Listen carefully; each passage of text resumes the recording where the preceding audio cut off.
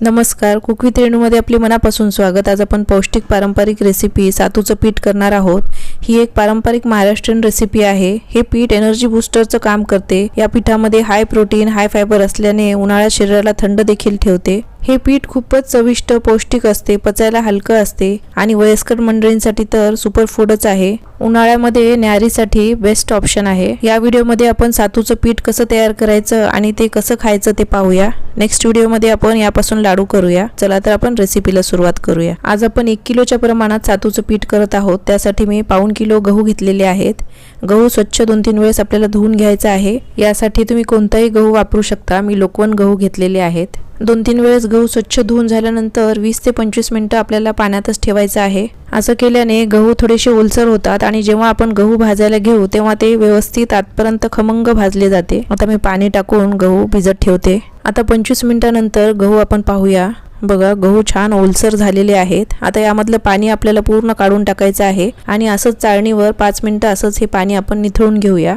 एक्स्ट्राचं पाणी असेल तर ते निघून जाईल। एक 5 मिनिटं आपण ठेवूया आणि नंतर आता हे कापडामध्ये आपल्याला बांधून ठेवायचं आहे आणि कमीत कमी 1-2 तास आपल्याला हे ठेवायचं आहे। सुती कापडामध्ये गव्हाला आता मी टाईट बांधून घेते आणि 1 तासभर मी हे आता असंच ठेवून देणार आहे आणि चाळणीवरच आता मी हे ठेवून देते झाकून, म्हणजे एक्स्ट्राचं पाणी काही असेल तर ते निघून जाईल। आणि 1 तासानंतर आता आपण पाहूया। आज आपण गव्हाच्या वरचा कोंडा न काढताच आपण हे गहू भाजून घेणार आहोत। बघा, कापडात बांधून ठेवल्यामुळे गहू अजून थोडेसे ओलसरच आहेत। जर तुमच्याकडे वेळ असेल तर गहू थोडा वेळ फॅन खाली पसरून ठेवा आणि मग भाजायला घ्या। आता आपण हे कढईमध्ये भाजून घेऊया आणि शक्यतो जाड बुडाचीच कढई आपल्याला वापरायची आहे आणि लो टू मीडियम फ्लेमवर आपल्याला गहू भाजून घ्यायचा आहे। गहू हाय फ्लेमवर आपल्याला अजिबात भाजायचं नाही, नाहीतर आतपर्यंत नीट भाजला जात नाही।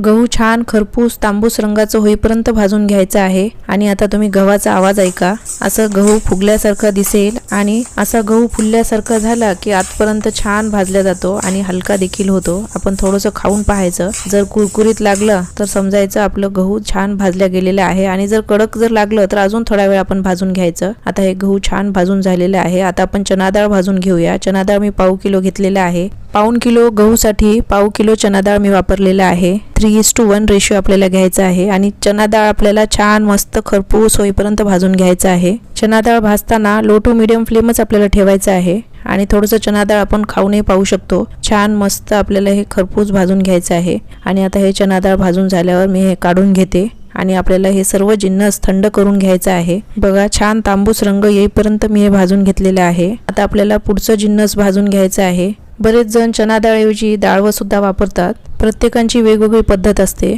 आता हे मी थंड करायला ठेवते। आता आपल्याला जिरे, सुंठ आणि वेलची एक एक करून सर्व भाजून घ्यायचं आहे। आता कढईमध्ये जिरा टाकून घेते। अंदाजे 2-3 चमचे जिरे आहेत आणि जिरा आता आपल्याला छान थोडंसं कलर बदलेपर्यंत भाजून घ्यायचं आहे। सातूचं पीठ आपल्याला छान टिकवायचं आहे, त्यामुळे जिऱ्यामधलं मॉइश्चर आपल्याला पूर्ण जाईपर्यंत भाजून घ्यायचं आहे। आता मी वेलची तसंच भाजून घेते। एक 20-25 वेलची आहेत। वेलचीमुळे सातूचं पीठ स्वादिष्ट लागते आणि छान आपल्याला हे थोडंसं परतून घेऊन काढून घ्यायचं आहे। मॉइश्चर सर्व निघून जायला पाहिजे आणि यामध्ये तुम्हाला हवं असेल तर जायफळही तुम्ही टाकू शकता। वेलची पण आपण आता थंड करून घेऊया। आता आपण सुंठ भाजून घेऊया। जर असं अख्खं सुंठ जर तुमच्याकडे नसेल तर सुंठ पावडर वापरली तरी चालेल। फक्त थोडंसं मॉइश्चर जाईपर्यंत आपण हे परतून घेऊया आणि नंतर आपण हे थंड करून गिरणीला दळायला द्यायचं आहे। बघा, सुंठ आता मी छान परतून घेतलेलं आहे। आता हे थोडंसं थंड करून झाल्यानंतर सर्व जिन्नस आपण एकत्र करून घ्यायचं आहे आणि नंतर गिरणीला आपल्याला हे दळायला द्यायचं आहे। छान बारीक पीठ आपल्याला दळून आणायचं आहे। गिरणीला दळायला देण्याच्या अगोदर सुंठ आपण खलबत्त्यामध्ये थोडंसं कुटून घेऊया। अख्खं सुंठ कडक असते पण आपण भाजून घेतलेलं आहे, त्यामुळे लवकर खलबत्त्यात बारीक होते। बघा, असं ओबड-दोबड मी कुटून घेतलेलं आहे। आता आपण हे सर्व मिक्स करून घेऊया। सर्व साहित्य थंड झाल्यानंतरच आपण हे गिरणीला दळायला द्यायचं आहे।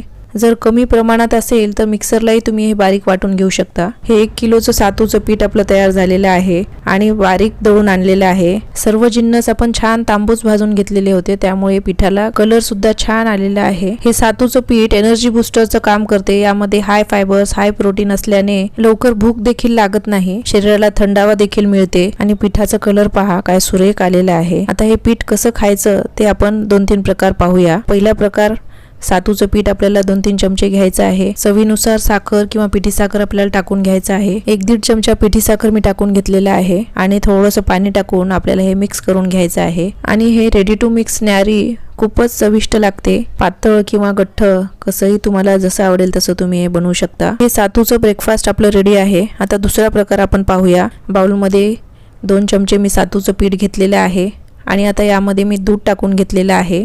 चवीनुसार 1-1.5 चमचा मी पिठी साखर टाकून घेतलेला आहे आणि आता हे मिक्स करून आपलं पौष्टिक सातूचा नाश्ता तयार आहे. आता तिसरा प्रकार आपण पाहूया. बाउलमध्ये मी 2 चमचे गूळ आणि 2 चमचे सातूचं पीठ घेतलेलं आहे आणि आता आपण यामध्ये पाणी किंवा दूध टाकून घ्यायचं आहे. थंड पाणी किंवा थंड दुधाचा वापरही तुम्ही इथे करू शकता. थोडंसं मी पीठ अजून टाकून घेतलेलं आहे. हे सातूचं पीठ खूपच पौष्टिक असते. ज्येष्ठ नागरिकांसाठी तर सुपर फूडच आहे. हे पीठ पाण्यात किंवा दुधात कसंही तुम्ही मिक्स करून खाऊ शकता आणि पचायला खूप हलकं असते कारण आपण याला खूप छान भाजून घेतलेलं आहे. हे पीठ एकदा तयार करून ठेवलं तर 5-6 महिने आरामात टिकते किंवा वर्षभरही आरामात राहू शकते. या पिठाला तुम्ही असं पेज बनवूनही खाऊ शकता किंवा याचे लाडू बनवूनही खाऊ शकता. हे पीठ खायला खमंग छान चविष्ट लागते. नेक्स्ट व्हिडिओमध्ये आपण या पिठापासून लाडू करूया. हे पीठ एअरटाईट डब्यामध्ये भरून ठेवायचं. संपेपर्यंत अजिबात खराब होत नाही. सातूचं पीठ जर तुम्ही कधी ट्राय केलं नसेल तर एकदा नक्की बनवून पहा. तर आजची पारंपरिक पौष्टिक महाराष्ट्रीयन पद्धतीची सातूच्या पिठाची रेसिपी तुम्हाला कशी वाटली कमेंट करून नक्की सांगा. आणि रेसिपी आवडल्यास लाईक शेअर सबस्क्राईब करायला विसरू नका. आणि वेळात वेळ काढून रेसिपी पाहिल्याबद्दल तुमचे खूप खूप मनापासून धन्यवाद.